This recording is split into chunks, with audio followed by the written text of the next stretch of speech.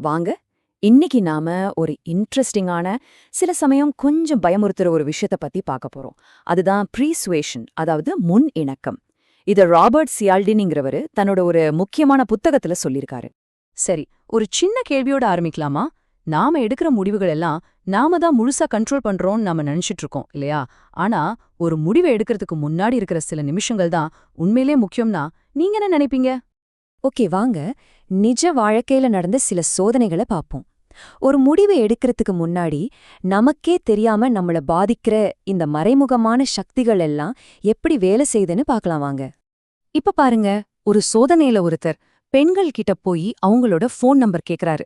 ஆனா அவர் கையில ஒரு குறிப்பிட்ட பொருளை வச்சுட்டு போகும்போது உட சக்சஸ் ரேட் பயங்கரமா அதிகமா ஆகுது. என்ன பொருளா இருக்கும்னு ஏதாவது கெஸ் இருக்கா? அது ஒரு கிட்டார் கேஸ். ஆமாங்க, ஒரு கிட்டார் பெட்டி தான். அவர் அத பத்தி ஒரு வார்த்தை கூட பேசல. ஆனா அத பார்த்த உடனே அவங்க மனசுல ஒரு விதமான எண்ணம் உருவாகி அவங்க ரியாக்ஷனே மாறுது. இதுல இருந்து என்ன தெரியுதுன்னா, நம்மள சுத்தி இருக்கிற சூழல் எவ்ளோ முக்கியம்னு புரியுது. இப்ப இன்னொரு சுவாரஸ்யமான உதாரணத்தை பாருங்க.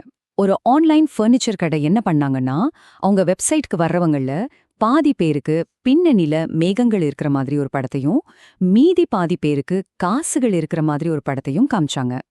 ரிசல்ட் உண்மையிலேயே ஆச்சரியமா இருந்துச்சு. மேகங்களை பார்த்த குரூப் ஃபர்னிச்சரோட சௌகரியம் தான் முக்கியம்னு நினைச்சாங்க. ஆனா காசுகளை பார்த்த குரூப் விலைதான் முக்கியம்னு பேரம் பேச ஆரம்பிச்சாங்க.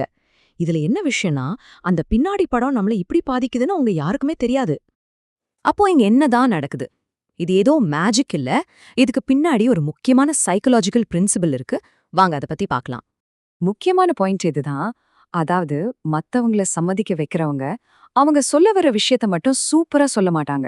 அதுக்கு பதிலா அந்த விஷயத்த சொல்றதுக்கு முன்னாடியே கேக்குறவங்கள அதை ஏத்துக்கிற மாதிரியான ஒரு மனநிலைக்கு கொண்டு வந்துருவாங்க. இத சிம்பிளா புரிஞ்சுக்க ஒரு நல்ல உதாரணம் இருக்கு. நீங்க சொல்ல வர்ற விஷயம் தான் விதைன்னு வச்சுக்கோங்க. கேக்குறவங்களோட மனநிலை தான் மண். முதல்ல நாம அந்த மண்ணை தயார் பண்ணோம் இல்லையா? அது மாதிரி தான் இதுவும். ஒரு கோரிக்கையை வைக்கிறதுக்கு முன்னாடி நீங்க என்ன பண்றீங்கங்கிறது தான் ரொம்ப முக்கியம். சரி, அந்த மனதின் மண்ணை தயார் பண்றதுக்கு ஒரு சூப்பரான வழி இருக்கு. அது என்னன்னா, நாம ஒண்ணுங்கிற ஒரு உணர்வை உருவாக்குறது. சியால்டினி இத ஒற்றுமைன்னு சொல்றாரு. இப்ப இந்த வரிய கொஞ்சம் யோசிச்சு பாருங்க. ஒரு பேங்கர் சொல்றாரு, அடுத்து நான் சொல்ல போற இந்த ப்ராடக்ட எங்க அம்மா முதலீடு பண்ணணும்னு நினைச்சா கூட நான் இதைத்தான் பரிந்துரைப்பேன் சொல்றாரு. இப்படி குடும்பத்தை சம்பந்தப்படுத்தி பேசும்பொழுது உடனே ஒரு நம்பிக்கை வந்துடுது இல்லையா? அதே மாதிரிதான் வாரன் பஃபெட் கூட தன்னோட ஷேர் ஹோல்டர்ஸ் கிட்ட பேசும்போது பெரிய பெரிய வார்த்தைகளெல்லாம் யூஸ் பண்ணாம, இன்னைக்கு என் குடும்பத்துல ஒருத்தர் என்கிட்ட கேட்டா நான் என்ன சொல்லுவேனோ அததான் உங்ககிட்ட சொல்றேன்னு சொன்னாரு. இப்படி சொன்னா அது எவ்ளோ நம்பகத்தன்மையா இருக்கும் பாருங்க. இந்த ஒற்றுமைங்கிற விஷயம் எவ்வளவு அடிப்படையானது தெரியுமா? ஒரு ரீசர்ச்ல சின்ன குழந்தைங்களுக்கு சில போட்டோக்களை காமிச்சிருக்காங்க. அதுக்கப்புறம் ஒரு ரிசர்ச்சர் தவறுதலா கீழே ஒரு பொருளை போட்டப்போ அந்த குழந்தைங்களை உதவி செஞ்ச விதத்துல எவ்வளவு பெரிய வித்தியாசம் இருந்துச்சுன்னு பாருங்க. இதுல ரொம்பவே ஷாக்கான விஷயம் என்னன்னா, இந்த சோதனையில இருந்த குழந்தைகள் வெறும் 18 மாச குழந்தைங்க. யோசிச்சு பாருங்க. அப்போ இந்த நாம ஒன்னா இருக்கோங்கிற உணர்வு நம்ம மூளையில எவ்வளவு ஆழமா பதிஞ்சிருக்குன்னு இது காட்டுது. சரி, இதெல்லாம் தெரிஞ்சுக்கிட்டாச்சு. இதை எப்படி நம்ம வாழ்க்கையில சரியான வழியில பயன்படுத்தலாம்? வாங்க சில பிராக்டிக்கலான டிப்ஸை பார்க்கலாம். இது ஒரு ரொம்ப சிம்பிளான ஆனா பவர்ஃபுல்லான ஒரு மாற்றம். மத்தவங்க கிட்ட உங்க கருத்து என்னன்னு கேக்குறதுக்கு பதிலா உங்க ஆலோசனை என்னன்னு கேளுங்க. ஆலோசனைன்னு கேட்கும்போது அவங்க நமக்கு பார்ட்னரா மாறிடுறாங்க, நம்ம பக்கம் வர்றாங்க. ஆனா கருத்து என்ன கேட்டா அவங்க ஒரு விமர்சகரா மாறி நம்ம கிட்ட இருந்து விலகி போறாங்க. இன்னும் சில முக்கியமான டிப்ஸ் இருக்கு. நீங்க ஏதாவது கேட்கணும்னா அதை குடும்பத்தோடு சம்பந்தப்படுத்தி கேளுங்க. நம்பிக்கை வரும். ஒரு பெரிய வெற்றி கிடைச்சோனே சம்பள உயர்வு மாதிரி விஷயங்களை கேட்கறதுக்கு அது சரியான நேரம். ஒரு சக மாணவனா சொல்றேன் அப்படிங்கிற மாதிரி பொதுவான அடையாளங்களை பயன்படுத்துங்க. ஏன் உங்க மனநிலையை மாத்துறதுக்கு உங்க ரூம்ல இருக்கிற போஸ்டர்ஸ், கேட்கிற பாட்டு கூட உதவும். ஒரு பிரச்சனைன்னு வரும்போது சண்டையில கவனம் செலுத்தாம இந்த ப்ராஜெக்ட்க்கு எது நல்லதுன்னு பேச்ச மாத்துங்க. இந்த மாதிரி சின்ன சின்ன விஷயங்கள் பெரிய வித்தியாசத்தை உருவாக்கும். நிச்சயமா இந்த டெக்னிக்ஸ் எல்லாம் நம்ம பயன்படுத்த முடியும்னா மத்தவங்களும் நம்ம மேல இத பயன்படுத்தலாம் இல்லையா? அதனால இந்த மாதிரி தப்பான கையாளுதலை எப்படி கண்டுபிடிக்கிறது, அதிலிருந்து நம்மளை எப்படி பாதுகாத்துக்கிறதுன்னு தெரிஞ்சுக்கிறது ரொம்ப ரொம்ப முக்கியம். பொதுவா யூஸ் பண்ற ஒரு தந்திரம் தான் தூண்டல் உதவி.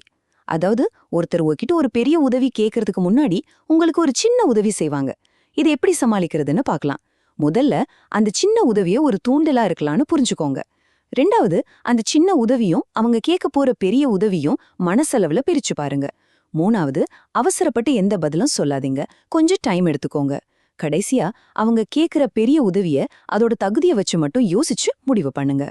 கடைசியா சொல்லணும்னா, விழிப்புணர்வா இருக்கிறது தான் உங்களோட மிகப்பெரிய பாதுகாப்பு. ஒரு முடிவா எடுக்கிறதுக்கு முன்னாடி அந்த சூழல் எப்படி இருக்கு, என்ன வார்த்தைகளை பயன்படுத்துறாங்கன்னு நீங்க கவனிக்க ஆரம்பிச்சாலே போதும், இந்த மறைமுகமான தூண்டுதல்களை புரிஞ்சுக்க முடியும். அப்போதான் உங்களால உங்களை பாதுகாத்துக்கவும் முடியும், இந்த சக்தி வாய்ந்த கருவிகளை நல்ல விதமா பயன்படுத்தவும் முடியும்.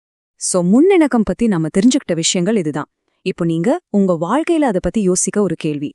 கடைசியா நீங்க ஒரு விஷயத்துக்கு சரின்னு சொன்னப்போ அந்த முடிவை எடுக்கிறதுக்கு முன்னாடி உங்க மனநிலைய தயார் செஞ்சது யாருன்னு யோசிச்சு பாருங்க. இந்த விளக்கத்தை பார்த்ததுக்கு ரொம்ப நன்றி.